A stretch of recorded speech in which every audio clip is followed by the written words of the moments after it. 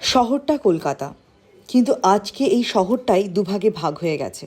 কারণ আজ ডার্বি, আজ ফুটবলের মহারণ। সত্য শেষ হয়েছে বিশ্বকাপ ফুটবল। ব্রাজিল আর্জেন্টিনা ছেড়ে বাঙালি এখন ভাগ হয়েছে লাল হলুদ আর সবুজ মেরুনে।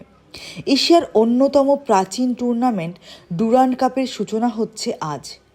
উদ্বোধনী ম্যাচে যুব ভারতীয় ক্রীড়াঙ্গনে মুখোমুখি হচ্ছে দুই চিরপ্রতিদ্বন্দ্বী মোহনবাগান এবং ইস্টবেঙ্গল। মোহনবাগান ইস্টবেঙ্গল এই দুটো শুধু নাম নয়, এ যেন এক মন্ত্র, যে মন্ত্রের টানে সব কিছু ফেলে হাজার হাজার মানুষ ছুটে আসতে পারে তাদের প্রিয় দুই দলকে সমর্থন করতে।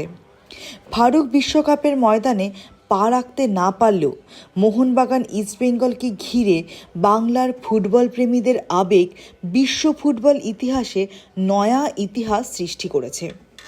একটি ফুটবল ম্যাচকে ঘিরে এত উন্মাদনা আর কোনো দেশে কোনো ডার্বিকে ঘিরে লক্ষ্য করা যায় না। ডার্বি ম্যাচের ইতিহাস রয়েছে অনেক। এই ডার্বি ম্যাচে জন্ম দেয় নতুন তারকার।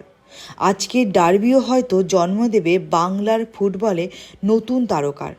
কিন্তু দীর্ঘ 1 শতাব্দী ধরে চলে আসা ময়দানের ফুটবলের ডার্বি নিয়ে ফুটবল প্রেমীদের আবেগ যে আজও চিরন্তন।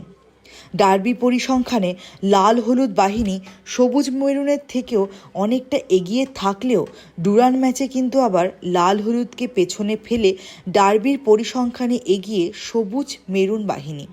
তাই আজকের ডার্বি নতুন কোনো ইতিহাস সৃষ্টি করে, না পুরনো ইতিহাসের ধারা বজায় রেখে সবুজ মেরুনই ডুরান্ডের ডার্বির জয় নিরিখে এগিয়ে থাকে, সেটাই এখন দেখার।